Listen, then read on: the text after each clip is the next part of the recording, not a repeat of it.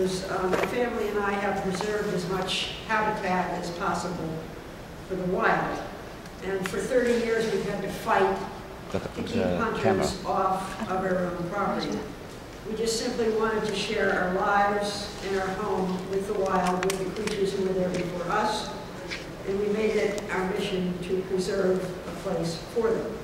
However, the local hunters thought we were creating a kind of amusement park, Disney World for killers, because we did devote space to the wild. We were invaded by deer hunters, dog hunters, coon hunters, bow hunters, trappers, and poachers of every description.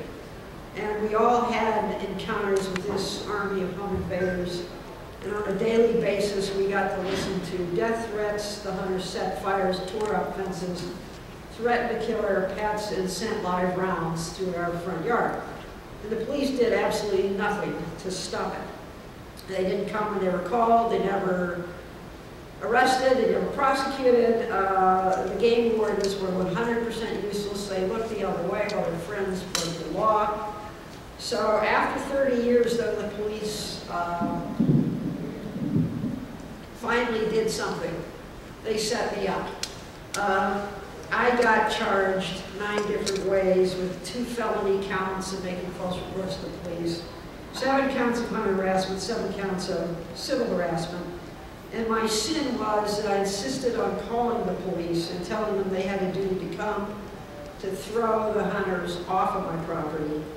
I caught road hunters pulling the trigger on high-powered rifles by the side of a public road, traveled by the local school bus.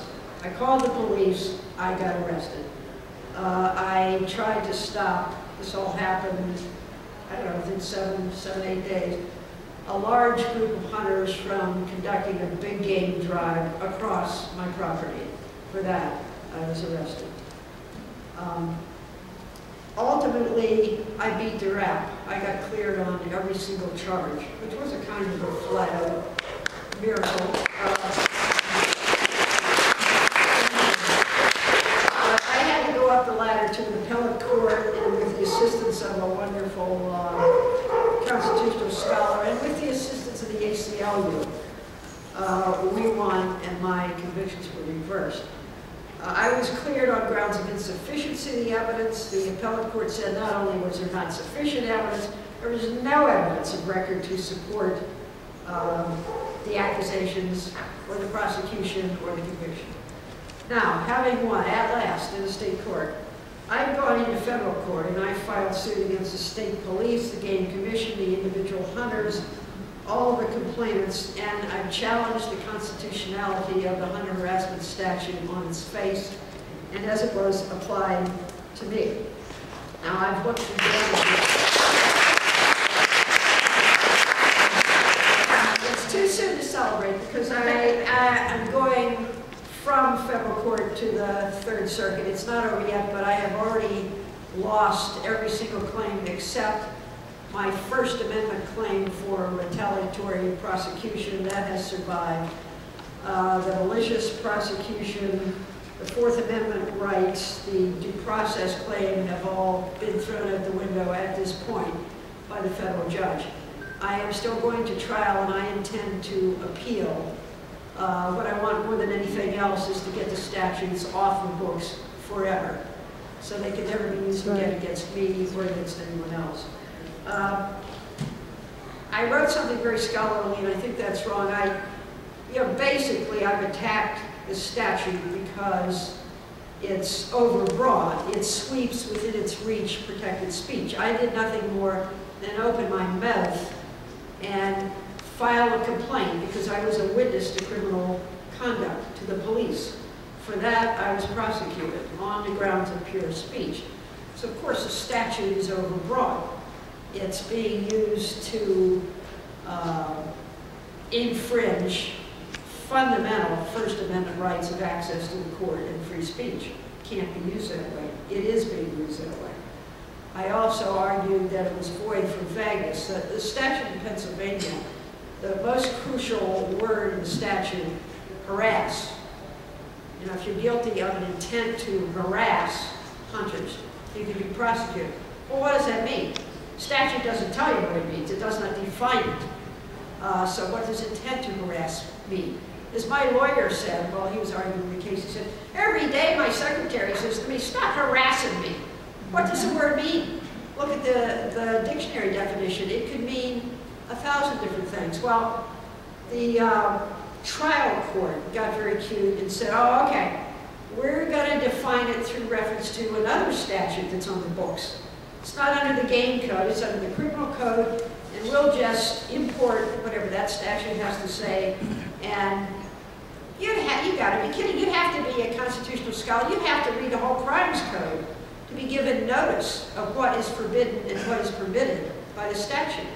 And doesn't pass constitutional muster. That's a huge failing of the statute. So I'm on the attack on those grounds. The federal judge has already said, oh, well, sorry, it isn't overbroad. It was narrowed by the trial court. They said this is what it means. There's a problem with that. The trial court narrowed it, and then they used it 5 times to convict me. I was innocent of any criminal behavior. That's a problem. That's a failure. So my argument is it can't be narrowed. You've got to take the whole statute off the books. Now, the whole thing has to be invalidated. That's my argument.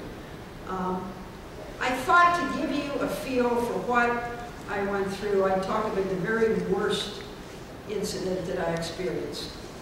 On the day that this happened, my elderly mother and I, my mother was already very frail and ill.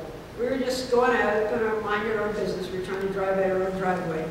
We got down the driveway and we saw 2 hunters, one of them right on the side of the road with a high-powered rifle, standing behind a hay bale, not 10 feet off the road, if that. I knew there was someone else with her, that the second person was driving toward her, and that she was going to shoot, obviously, right into the road, across the road, into my property. But she had to be planning to shoot across the road. Well, in Pennsylvania, it's one of the few things in Pennsylvania, you can't do that. You cannot have a loaded gun within 75 feet of a public road. What you're supposed to do if you're a hunter is get out of the vehicle with your unloaded gun, go 75 feet, load the gun. But that's not the way it's done. They road hunt with, loaded weapons from their vehicles. So I told her, I drove up and down, I was looking for the second man. I knew there was one. It was a woman, as a matter of fact. He was the first man. But I said to her, stop it. You can't do that from that position. Get off the road. I'm calling the police. So I was busy talking to her. At that point, the second hunter bounced in front of the truck, came out of the bushes, stood in front of the truck, with a loaded rifle in his hands, and said, I'll kill you. I know who you are. I know where you live. I'll kill you. So at that point, we drove away. We called the police, the state police. The state police took their time, gave the hunters plenty of time to move, showed up, and would not take a statement from me or from my mother. Just said, essentially, shut up. The owner has given, the landowner's given them permission to hunt from that position. How can a landowner give them permission to hunt on a public road? He can't. It's against the law.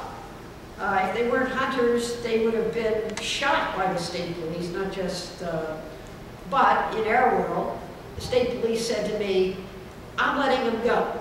They can do what they want. Don't bother them again. No, I don't want to take a statement from you. Get lost. In about 10 days, I had a citation for Hunter harassment. Now, I thought, how can this happen? Everybody understands. If you put a high-powered rifle slug through the gas tank of somebody's vehicle or through their head before you put it through the gas tank, you can't tolerate this. You cannot let people hunt other human beings with high-powered rifles from the side of the road. The Commonwealth Court, the first round, I was hung in DJ court, then I went up to Court of Common Pleas where I got hung again. In that court, both of these hunters came on the stand, and when they were questioned, they said, the question was, well, where were you standing? Well, I was only 10 feet off the road. They didn't lie about it, because that's where I like to hunt. Do you know that this is illegal?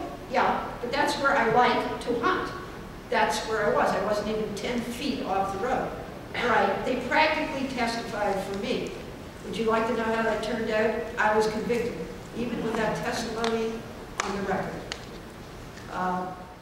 The